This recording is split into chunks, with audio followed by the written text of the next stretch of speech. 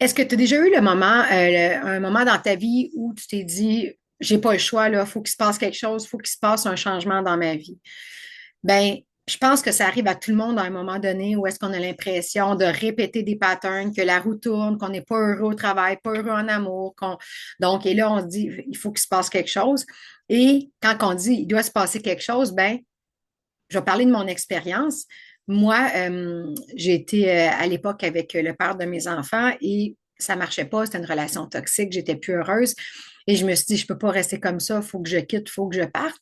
Mais finalement, je me suis retrouvée dans une relation, une autre relation qui était similaire, donc encore avec quelqu'un avec des dépendances, une forme de toxicité. Et après ces deux relations qui ont quand même été des relations d'11 ans, j'ai réalisé que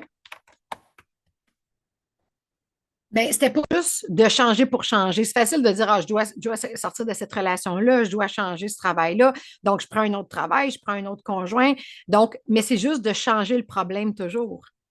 Quand il y a quelque chose qui ne marche pas, il faut être capable d'aller au fond du problème pour comprendre pourquoi je vis toujours cette situation-là, pourquoi je suis toujours comme en train de revivre les mêmes problématiques.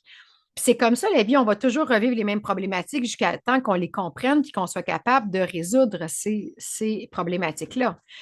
Et c'est ce que j'ai fait après ma deuxième relation. J'ai décidé de faire des formations pour aller vraiment comprendre pourquoi je répétais toujours des schémas, parce que j'avais plus le goût d'avoir une autre relation avec encore la même problématique. Donc, j'ai fait un travail de libération de blessures très profond. Et c'est là que j'ai compris que j'avais encore des blessures reliées à mon père, au fait que mon père était parti, que je recherchais encore mon père, puis mon père qui avait une forme des formes de dépendance et tout ça. Donc, je recherchais mon père. Et quand j'ai fait ce travail de libération, de me libérer complètement, nous, on le fait avec des pommes de terre dans notre formation.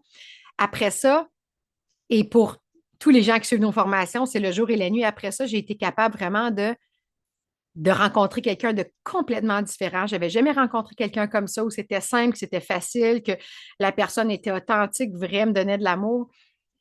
Et ben, j'ai compris que j'avais réglé cette problématique. Ben, j'ai eu deux conjoints, mais avant ça, j'avais eu quand même deux, trois autres conjoints, des relations plus courtes, mais c'était toujours des gens avec des dépendances, des problématiques.